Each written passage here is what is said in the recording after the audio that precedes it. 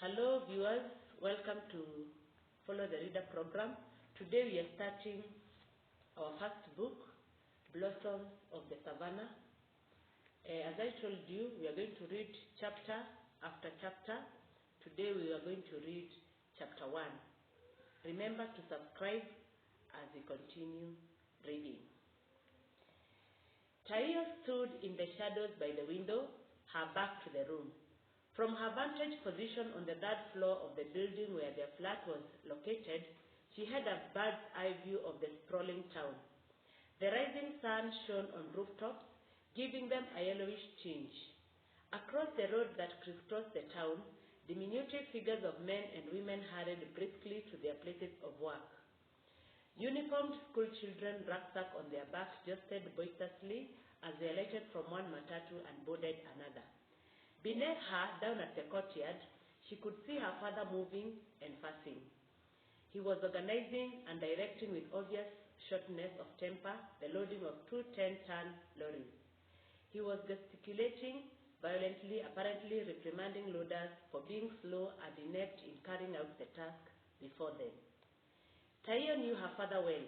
He was not a man who cared to have his well-laid work plans delayed or disrupted. She had noticed that he had become even more vigilant ever since the family learned that he had been retrenched and they were now being forced to vacate the house and relocate to the rural town he had left many years back. Although the distance would not allow her to hear what he was telling the loaders, Taio felt a mild but quite genuine tinge of sympathy for the poor fellows down there, for she knew the sting of her father's turn. It reminded her of her own recent battle with him when he denied her permission to travel to Mombasa with other young men and women who had been selected by the FM radio station to attend an extravaganza. She had stubbornly put up a spirited struggle, but the battle was so predictably and utterly lost. That had left a wound in her heart that was still too raw to probe. Her rage, she realized, was still seething within her. The simple faith and certainty of childhood upon which her life until then had been found had failed her. Also, her trust that her father would give her whatever she requested for had been badly shaken. Stemming those thoughts out of her mind, she raised her head and looked through the morning sunbeams that gleamed brightly across the rooftop of Nakuru town, that beloved town that was the mother of all flamingos. A town that she was now about to leave. Tears welled in her eyes. She blinked suddenly and rapidly. Taio did not hear her younger sister Resian approach. Briefly and in silence, they stood by the window side by side in empty room. As far back as the two sisters could remember, they had always stood by that window every Sunday morning before they went to church. But their little habit of observing what went on below the street of the town was made poignant that morning. It was going to be the last time they would do this. Resian leaned forward and lifted her face to look into her sister's large brown eyes. She spoke very softly, but her words were distinct and her voice very clear in the silent, empty room. Taio Eio, what do you think life is going to be like in Nasila? For heaven's sake, Resian, Taio said, turning round to face her sister. How am I supposed to know? I suppose it's going to be very different from the kind of life we are used to here, isn't it? Most likely so, yes. It seems so very strange. Resian pressed on relentlessly to be leaving Nakuru town. We have always known that it was our father's plans to end up in Nasila. Taio told her sister, trying hard not to answer her directly. That is why he built that shop that he had always spoken about. Now that he had been retrenched, she hesitated a moment. It transpired that the more she spoke of the relocation, the harder the reality that she was about to leave Nakuru town for good hit her. The 20 years of her life had been spent there. She loved its crowded street, the bustle and excitement of its wholesale and retail markets, and the mysterious bus stage. But the most painful to leave behind was her boyfriend, Regil. the lanky, dark-haired, blunt-faced young man whose big, languid eyes had always smiled at her warmly, fostering in her the dreams of young womanhood. Tayo Eio, Resian called, lifting her head to look up suspiciously into the face of her tall sister. Is something amiss? No, nothing is amiss. I'm somehow worried, dear sister. Resian's voice dropped a little with apprehension. What do you think will happen to us if the shop father intends to open does not become as successful as he hopes? Resian Eio, I don't know any better than you. Father thinks the shop will be a success. I overheard him tell one of his friends that he was going to stock agricultural inputs such as fertilizer, seeds, animal drugs, and chemicals. Nasila is an agricultural area and business is bound to do well. Let us have faith in him and hope for the best. I don't want to work at the shop, Resian declared, her pretty face hardening and her voice sounding petulant. I want to come back to Nakuru and join Egerton University. I want to take a course in veterinary science and become a veterinary doctor. I want to read everything that is there to be read and put on the graduation regalia at the end of 4 years. Yes, I like to be called Dr. Resian Kaelo. You aren't laughing, are you? I mean it. I'm not laughing, little sister, Tayo said fervently. You know too well that it is also my ardent ambition to join the university. How nice it would be if Father were to allow the two of us to join. I would love it. It would be wonderful, Resian said excitedly, the elation evident in her voice. You will then persuade Father to allow us to come back to Nakuru and join the university, won't you, Tayo Eio? I can't promise that with certainty, Tayo said and tore her look away from her sister's face. You know the stubborn nature of Father. She looked down into the courtyard where their father was still busy moving from one lorry to the other, making sure that their furniture was loaded as fittingly as possible so that it did not break on the way. When she heard him yell at one of the workers, a cold knot of anger and resentment tightened in the pit of her stomach, a flash of almost physical pain. She wondered what made her sister think she would be able to persuade their father to allow them to come back to Nakuru and join the university if that was not his intention.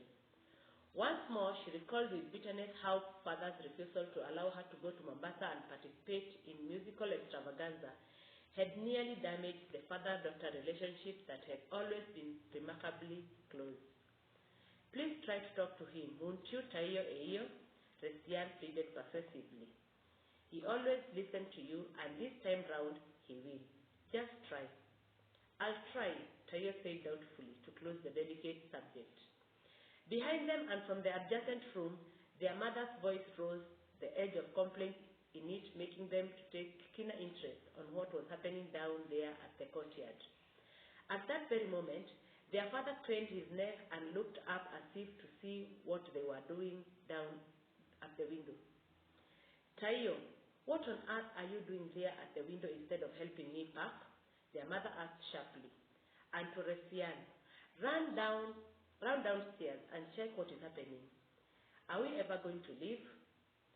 They have completed loading the lorries, Yeyo, Tayo said nonchalantly. Turning to her sister and nudging her urgently, she added, Here comes Papa. Quick, let's go. We better be found in the company of Yeyo when he comes, otherwise we'll spoil our day with his sharp tongue. They giggled as they rushed out. The two girls were with their mother gathering suitcases, placing them at the doorway, ready to carry them downstairs, when their father entered the now empty living room. Ready to go? Kaelo asked, addressing no one in particular. We must start our journey straight away if we are to get to Nasila early enough to offload the trucks and arrange the furniture in our new house. That short speech poignantly brought reality to them. They were now about to leave Nakuru town for good. Ole Kaelo cleared his throat loudly. His wife, Mama Milanoi, took out a handkerchief from her pocket and blew her nose. The four of them stood there for a moment in a sudden silence, each one of them keeping their thoughts to themselves. But one thing that was clear to all of them was that the flag that had been their home for so many years, stripped of all furniture, of all possessions, all books, pictures, and ornaments, now looked bleak and shabby. Well, Mama Milanoi's voice wavered a little. Let's pray that the good Lord give us journey mercies. And she prayed. Then, with a last glance at her, Mama Milanoi got hold of one of the suitcases and led the way out of the flat. Her husband followed, and together they preceded their daughters out of the flat. Tayo was the last to leave. She turned at the doorway, stood for a long moment looking back into the room that she had seen all her childhood. Then, with tears in her eyes, firmly closed the door and followed the others down the stairs.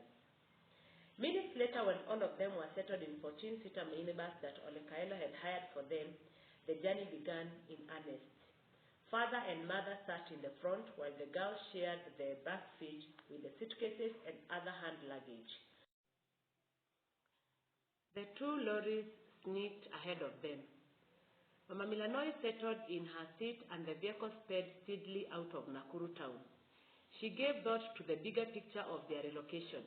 When her husband broke the news that he had been retrenched, she was dumbfounded. It was as though a thunderbolt had struck her out of a midday blue sky. Ever since she got married to Olekaelo 22 years earlier, Agribix Limited had been her husband's employer and the sole source of her family livelihood. Now that it was closing its door on them, she felt as if Providence itself was turning off the valve that supplied the vital air that sustained their lives. But her husband had received the distressing news stoically. He had said it was an inevitability that was always coming. It began its journey the day he was engaged, and now, like a baby who must be born at the fullness of time, this had come to pass. He counseled and convinced her that she had nothing to fear, for he had prepared for the eventuality. He was of the opinion that they could go back home and start afresh, embrace the life of their community. Once she was convinced that relocation would enable them begin a new phase of life, she became unflaggingly enthusiastic. She began to see in her mind how a brand new house, a well-stocked shop, The two lorries sneaked ahead of them. Mama Milanoi settled in her seat and the vehicle sped speedily out of Nakuru town. She gave thought to the bigger picture of their relocation. When her husband broke the news that he had been retrenched, she was dumbfounded. It was as though a thunderbolt had struck her out of a midday blue sky. Ever since she got married to Olekaelo 22 years earlier, Agribix Limited had been her husband's employer and the sole source of her family livelihood. Now that it was closing its door on them, she felt as if Providence itself was turning off the valve that supplied the vital air that sustained their lives. But her husband had received the distressing news stoically. He had said it was an inevitability that was always coming. It began its journey the day he was engaged, and now, like a baby who must be born at the fullness of time, this had come to pass. He counseled and convinced her that she had nothing to fear, for he had prepared for that eventuality. He was of the opinion that they could go back and start afresh, embrace the life of their community. Once she was convinced that relocation would enable them begin a new phase of life, she became unflaggingly enthusiastic. She began to see in her mind how a brand new house, a well-stocked shop that her husband promised to set up on the right side of Nasila town, predictably offered glamour and a chance to be associated with the great and the powerful of the land. She saw a chance for her family to share the good fortune enjoyed by those who were already happily settled in their rural town. But above all, she thought it would be easier to marry off her two girls in the new town than in the melting pot that Nakuru town had become. Yes, two sons-in-law from reputable families in the land could easily catapult them right into the center of the affairs of the community. That could be the re-entry point into the community they had been thinking about, she thought contentedly. There was, however, a dark spot in the whole affair. Women friends from Nasila who had visited her in the past had asked her very intrusive questions regarding her daughters. At that time, she dismissed them as busybodies who enjoyed intrusion into other people's affairs. But it now dawned on her that those could be the mothers of her would-be sons-in-law. The words they used to describe the status of her daughters came back to haunt her like a demented spirit of a past that was better forgotten. In Toia and Nangalana, they had called them contemptuously. On his part, Pesimei Olekaelo sat quietly beside his wife, his mind roaming the distant past in reminiscence. He knew that he had worked his fingers to the bone over the years, preparing for that day that when he was no longer going to be employed. He was on his way to opening up his business. Not that he felt any particular excitement or pleasure. He was a man to whom disappointment came more easily and naturally than contentment. And that latter attribute fired his ambition to always strive for the stars. It was characteristic of him that, surrounded by what other men would have considered evidence of a well-earned successful life, he felt nothing but the need to strive even harder to achieve better results. He had a contentious mind that seemed to question every aspect of his life. Although he was blessed with a shrewd brain and pugnacious obstinacy that had stood him in good stead in his struggle to rise through the ranks from a clerk to the coveted position of a commercial manager of the Agribix Limited, he still saw only the greater success of others. Even on the family front, he felt cheated by nature, for although it had been his prayer to get at least 3 boys, he had ended up with 2 girls. But even more obnoxious was the fact that despite all his achievement, it seemed to him that his younger brother Simiren, who had remained in Nasila, had been more appreciated and was considered the cultural head of the Kaelo by the community. That hurt him, but it did not worry him. Since childhood, he had been aware without self-pity that no one really liked him. That too did not bother him, since in his mind, to pursue the easy and worthless admiration of others was a sign of weakness of character. Nature had not, however, been totally inconsiderate. It rewarded him with a gem in the form of his wife, Jane Milanoi. When he first saw her at a church service at Nasila, he was stunned. She was then hardly 18. Her body had now ripened to a sensual womanhood completely at odds with her childlike face. She wore her jet black hair in braids that accentuated her wide eyes. Her breasts were full and heavy, her waist slender, her hips wide and seductively curved. And the dress she wore, a simple red frock, fitted her well, tall, shapely figure. And against all odds and from the moment he saw her, he had been obsessed. And against all odds and despite all effort, he was still so obsessed 22 years later. His marriage to her had been a great success. His 2 daughters occupied separate part of his heart. Taio, his eldest, was his pride. When she was born 20 years earlier, his heart was enthralled. She was the proof of his fatherhood. When his wife got pregnant the second time, he prayed for a healthy baby boy who would carry the Kaelo's name to the next generation. But that was not to be. Against his expectations and to his utter disappointment, nature had given him another baby girl. From the moment she was born, mute and helpless, he detested her. The very sight of her enraged him. Her arrival and her continued staying in her father's home remained unwelcome and detested. And right from her cradle, baby Resian instinctively detected the absence of love from her father. She grew up sullen, bewildered, and resentful. As a result, her nature was darkened by melancholy. Self-doubt made her awkward and very difficult to deal with, and that made him detest even her more. Even her physical appearance angered her father. Like her sister Taio at 18, she had grown almost as tall as her father, but unlike Taio was still skinny and symmetrically in formation, Resian's body had blossomed early. Signs of early womanhood were evident. The early he disposed of her, he declared to himself angrily, the better.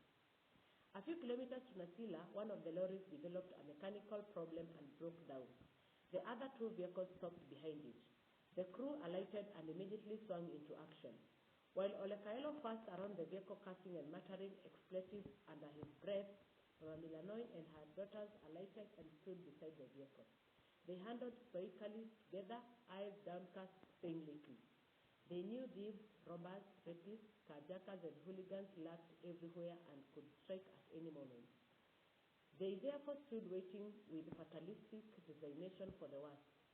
Tayo and Resian, both head and shoulder taller than their mother, stood on each side to protect her from the cold blowing winds than from the fear of the marauding bands. Here comes Papai, Tayo said with relief. He is waving at us to get back into the vehicle. I think they have fixed the lorry. Soon, the vehicle rolled, and within no time, they were rolling into the small town of Nasila. Tayo and Resian strained their eyes in the evening darkness to see the town that was to be their new home. Their arrival came sooner than expected. The gates of their Uncle Simiren homestead, where they were received, swung open, and a crowd of jubilant relatives who had been waiting to welcome them surged forward to greet them. When they stepped out of the vehicle, the girls were hugged, kissed, and their heads touched by uncles, cousins, aunts, and other relatives they had never met. There was so much noise, laughter, singing, and dancing that the girls, who least expected such a reception, were confused. Soon they were all seated around a bright fire lit in the middle of the homestead, enjoying pieces of roasted meat. For the 30 years or so that Pasimei Olekaelo was away in Nakuru, his younger brother Simiren acted as the head of the Kaelo family. He ably represented the family in the Ilmolerian clan to which they belonged. When there were interlingo to be performed, such as the initiation of the girls, the circumcision of boys, or betrothal ceremonies, he was always there representing his elder brother and his clan, and he was a strict adherent to his people's custom and tradition, for which reason he was respected and appreciated by the elders. There had never been any argument or rivalry between him and his brother. Ever since they were young and as they grew up, Simiren had always accepted his position to be subordinate to his elder brother. The fact that he had 4 wives and 16 children, while his brother had only 1 and 2 children, did not make any difference. Pasimei Olekaelo was still the Olmorijoy and he still humbled himself before him. During Pasimei Olekaelo's absence, Simiren ran all kinds of errands for him. Many times he sent his money to purchase livestock alongside his own. He drove them to the Goreti cattle market, where he sold them at a profit and brought back the money to him. Seeing the rate at which his money multiplied made Pasimei Olekaelo appreciate and respect his younger brother's experience as an Olunkuchai. When Pasimei Olekaelo put up 2 buildings in Nasila, a shop and residential house, his brother participated fully in the construction. As Simiren and the clan elders sat around the fire, entertaining his elder brother, he thought quietly over how things might change. And as chunks of meat went round, he furtively looked at his brother as he selected a piece from the tray and wondered what was going through his mind. He hoped that Pasimei would appreciate that the weighty burden of matter pertaining to Kaelo's family would henceforth rest squarely on his able and mature shoulders. He, however, envisaged some problems. He had informed Olekaelo on many occasions in the past that there were murmurs in the clans about him. Elders had termed reckless his decision to remain married to only 1 wife, who had only borne him 2 daughters. They had likened him to a mono-eyed giant who stood on legs of straw. Pasimei had got angry and called the elders megalomaniac, who were still trapped in archaic traditions that were better buried and forgotten. Simiren did not argue with him then, nor would he do so now. He would rather have matters take their own course. There was, however, a more sensitive matter that had not been broached. It had to do with his daughters. He had hardly given thought to their age earlier, but when he saw them that evening, he knew they should have left home long ago. It would take not long before his brother earned himself a derogatory name of the father of Intoye Nemangalana.